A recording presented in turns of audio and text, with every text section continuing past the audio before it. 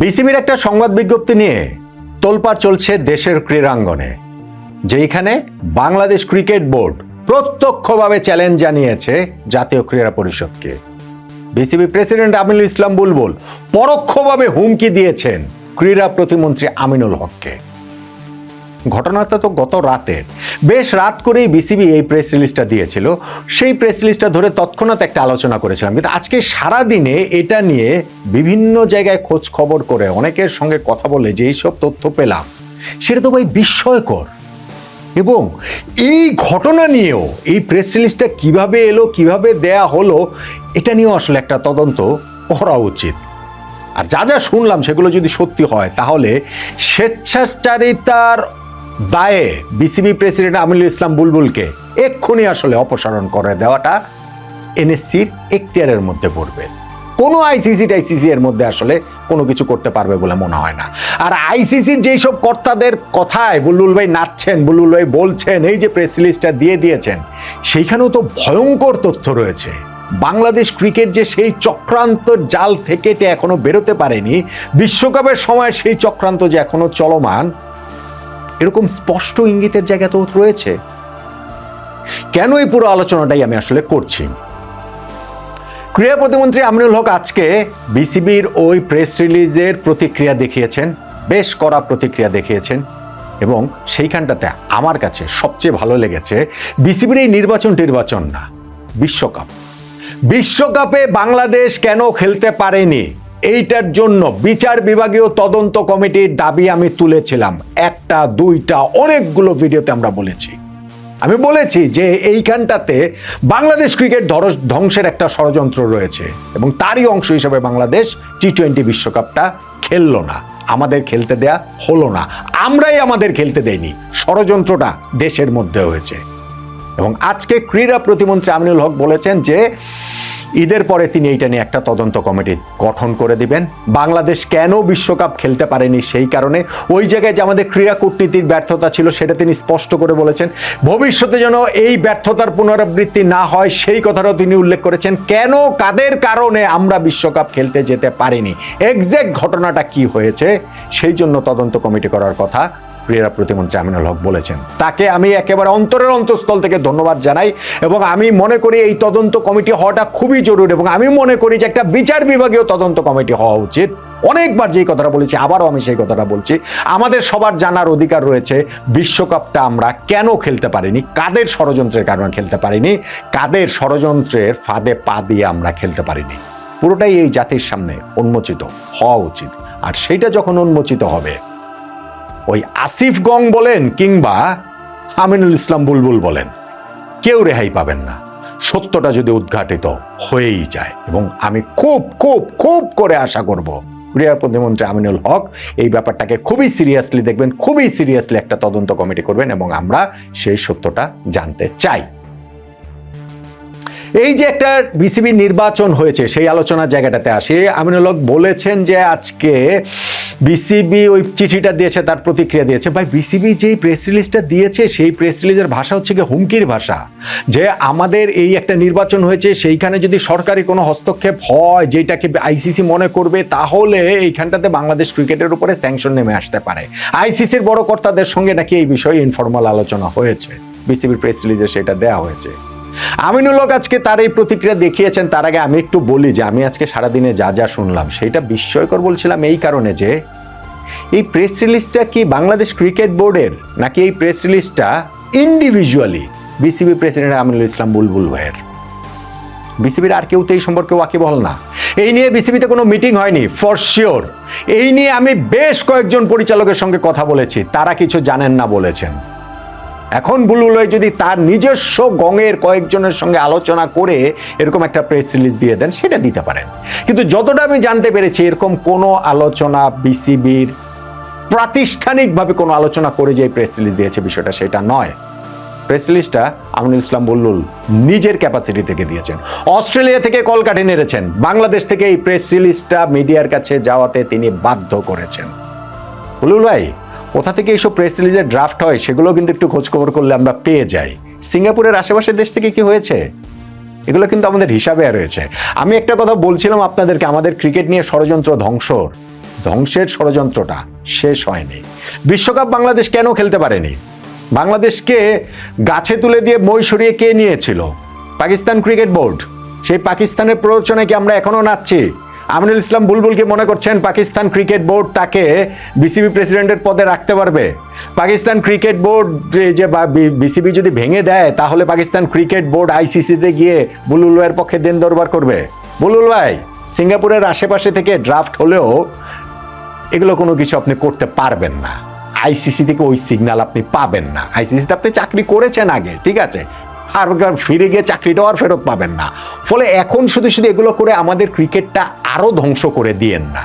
অন্যদের কথায় আপনি নাইচেন না। আমাদের ক্রিকেটটা কি হয়েছে, কি হচ্ছে, ওই জায়গাটা আমরা সরকারি হস্তক্ষেপ হয়েছে কি হয়নি সেটার জন্য আমরা একটু ওয়েট করি, আমরা সেই তদন্ত কমিটিটা দেখি।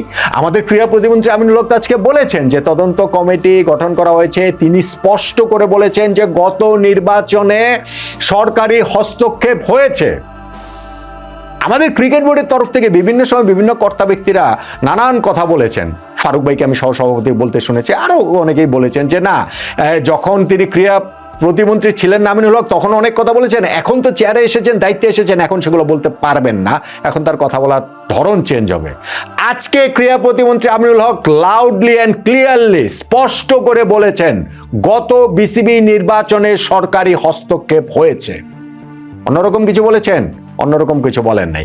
কিন্তু স্টিল আমিনুল হক তিনি অপেক্ষায় আছেন তদন্ত কমিটির রিপোর্টের। সেই তদন্ত কমিটি যেই রিপোর্টটা দিবে তারপরে আইসিসির সঙ্গে কথাবার্তা বলে চূড়ান্ত সিদ্ধান্ত নেবেন, সেই কথাটা তো তিনি জানিয়ে দিয়েছেন। বিসিবির তাহলে এত ভয় কিসের? বুলবুল ভাইদের এত ভয় কিসের? বা স্বয়ং বুলবুল ভাইয়ের এত ভয় কিসের? বাংলাদেশ ক্রিকেট বোর্ডের অন্যদেরকে অন্ধকারে রেখে এরকম একটা প্রেস রিলিজ দেওয়ার এখতিয়ার তিনি কিভাবে পেলেন? তিনি বিসিবি প্রেসিডেন্ট, কিন্তু একই সঙ্গে এটা কি স্বেচ্ছাচারিতার একটা নমুনা নয়? বাংলাদেশ ক্রিকেট বোর্ড একটা স্পোর্টস ফেডারেশন, জাতীয় ক্রীড়া পরিষদের অন্তর্ভুক্ত।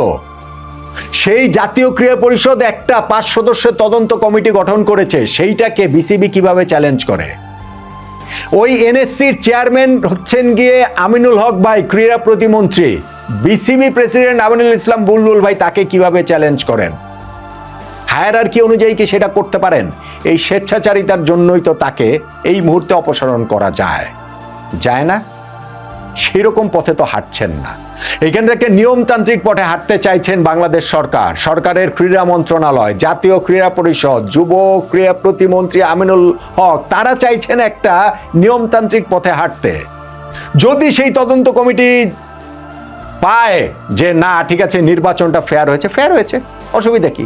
কিন্তু আমিনুল হক ভাই তো আজকে স্পষ্ট করে আরো একটা কথা বলেছেন যে নির্বাচনে বিসিবির যে অনিয়মগুলো হয়েছে তার মধ্যে বিভিন্ন জেলার যে জেলা প্রশাসকরা তারা কাউন্সিলরদের মনোনয়ন দিয়ে একটা চিঠি পাঠিয়েছেন। তারপরে বিসিবির প্রেসিডেন্ট আমিনুল ইসলাম বুলবুল ভাইয়ের পাল্টা চিঠির প্রেক্ষাপটে কাউন্সিলর চেঞ্জ করে পাল্টা চিঠি পাঠাতে হয়েছে ডিসিদেরকে। ব্যত্যয় ঘটেনি এগুলা? সরকারি হস্তক্ষেপ হয়নি? ভাই, সরকারি হস্তক্ষেপের কথা বলেন যে সরকারি হস্তক্ষেপ হলে বিসিবি তার প্রেস রিলিজে জানায় যে আইসিসি নাকি বাংলাদেশকে ব্যান করে দিবে, এরকম একটা ইঙ্গিত দেয়, প্রচ্ছন্ন হুমকি দেয়। আমিনুল ইসলাম বুলবুল ভাই অস্ট্রেলিয়া থেকে বাংলাদেশে ঢাকা শহরে এসেছিলেন কেন? তার নিজের কোর্ট রয়েছে, জমি বিক্রি করার জন্য। অস্ট্রেলিয়া থেকে বাংলাদেশে, মেলবোর্ন থেকে ঢাকা শহরে জমি বিক্রি করতে এসে বিসিবি প্রেসিডেন্ট হয়ে গেছেন। এই কয়েক ঘন্টার মধ্যে তৎকালীন প্রেসিডেন্ট ফারুক আহমেদকে বহিষ্কার করে আমিনুল ইসলাম বুলবুলকে বসিয়ে দেওয়া হয়েছে, সেইখানে সরকারি হস্তক্ষেপ হয় নাই। তারপরে যখন আপনি ওই নির্বাচনটা হলো যে কুইক টি-20 ইনিংস থেকে টেস্ট খেলার অভিপ্রায়ে আপনি বিসিবির চেয়ারটা জাকিয়ে বসতে চাইলেন, তখন এই যে ডিসিরা কাউন্সিলর মনোনয়ন করে পাঠিয়েছে সেইটার পাল্টা চিঠি বিসিবি প্রেসিডেন্ট হিসাবে আমিনুল ইসলাম বুলবুল দিয়ে ওই কাউন্সিলরের লিস্ট চেঞ্জ করে দিয়েছেন। সরকারি হস্তক্ষেপ হয় নাই? কোর্ট থেকে ওই 15টা ক্লাবের কাউন্সিলরশিপ থাকবে কি থাকবে না স্থগিত হয়ে যায়, ওপেন হয়ে যায়। তখনকার যুব ক্রীড়া প্রতিমন্ত্রী আসিফ মাহমুদ সজীব ভুঁইয়ার প্রত্যক্ষ নির্দেশে সরকারি হস্তক্ষেপ হয় নাই? ওইগুলা সরকারি হস্তক্ষেপ হয় না। জমি বিক্রি করতে এসে এখন বিসিবি প্রেসিডেন্ট হয়ে যাওয়াটা সরকারি হস্তক্ষেপ হয় না। কিন্তু সরকারি হস্তক্ষেপ হয়েছে কিনা, নির্বাচনে অনিয়ম হয়েছে কিনা তা নিয়ে যদি একটা তদন্ত কমিটি গঠন করা হয়, সেটা সরকারি হস্তক্ষেপ হয়ে যায়, বললেই হলো। এটা কি মগের মুল্লুক, যাহা বলিবেন তাহাই হইবে, যাহা বলিবেন তাহা হইবে, সময় শেষ। এখন নিয়মতান্ত্রিক পথে আসতে হবে। ফলে বুলবুল ভাই যেই কাজটা করছেন সেইটা বাংলাদেশ ক্রিকেটের শত্রু হিসাবে করছেন, বাংলাদেশ ক্রিকেট ক্রিমিনাল হিসাবে আমি তাদেরকে দেখি। বাংলাদেশ টি-20 বিশ্বকাপে যাদের কারণে খেলতে পারে নাই তারা সবাই ক্রিকেট ক্রিমিনাল, এবং তাদেরকে যদি শাস্তির আওতায় আনতে পারেন এই বাংলাদেশ সরকার, এই বাংলাদেশ সরকারের ক্রীড়া মন্ত্রণালয়, এই যুব ক্রীড়া প্রতিমন্ত্রী আমিনুল হক, তাহলে আমি তাদেরকে স্যালুট জানাবো। আমাদের সবার জানার অধিকার রয়েছে কি কারণে বাংলাদেশ টি-20 বিশ্বকাপ খেলতে পারেনি, কাদের ষড়যন্ত্রের কারণে খেলতে পারেনি। এখনো দেশের বাইরে থেকে কোথায় বসে ড্রাফট হয় এবং বিসিবির অন্যদের অগোচরে সেই ড্রাফট প্রেস রিলিজ আকারে মিডিয়াতে চলে যায়। এখনো যদি পাকিস্তানের কথাতে বাংলাদেশ নাচতে থাকে তাহলে কিন্তু এই দেশের ক্রিকেটের কপালে দুর্ভোগী আছে। আর সেইটা থামানোর জন্য যদি ক্রীড়া প্রতিমন্ত্রী, জাতীয় ক্রীড়া পরিষদ তারা যদি পদক্ষেপ নেন, সেইটাকে যদি পাল্টা হুমকি দেন বিসিবি প্রেসিডেন্ট আমিনুল ইসলাম বুলবুল, কাজের কাজ হবে না। আইসিসি আপনার পাশে থাকবে না। আর পাকিস্তান আগের বারও আপনার সঙ্গে ছিল, আরো অনেক কথাবার্তা বলেছিল, লাভ হয়েছে ওই যে আপনার কাইট ডিপ্লোমেসি হয়েছে। ভারতের বিপক্ষে ম্যাচ খেলতে রাজি করানোর একটা হালকা আপনাকে সাধুবাদ দিয়ে দিয়েছিল, শেষ পর্যন্ত ওগুলো ফুটুস হয়ে গিয়ে